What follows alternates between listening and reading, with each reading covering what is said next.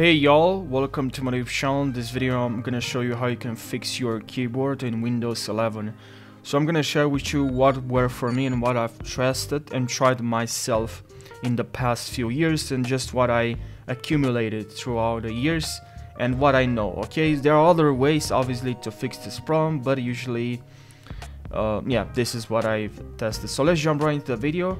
So first thing that you have to try is to head over to your keyboard, click on it, and here you have keyboard layout. Make sure if your keyboard is not working properly, like you click on a button but there's different you don't have the right keyword, you make sure you select the preferred languages, and here also make sure you go to accessibility and then keyboard, and then here click on this so you have this keyboard on when you want to type something if your keyboard as of right now is not working. So yeah, you have another option to use this virtual keyboard. Alright, now let's go to troubleshoot settings, and then click on other troubleshooters, and here look for keyboard. It's located right over here,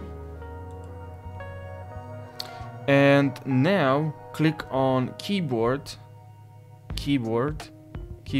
and click on run. Okay, run this troubleshooter, and then what you have to do is to head over to your keyboard as again.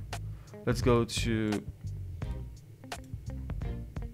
keyboard, more keyboard settings, and here make sure you select Windows display language, and also here when you add a language make sure you select go to typing, and here we have a couple of options as you can see.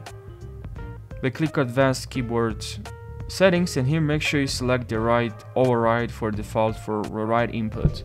Okay, this is what solved the problem. I hope it's gonna work for you as well. Leave your results in the comment section, and thank you for watching and take care.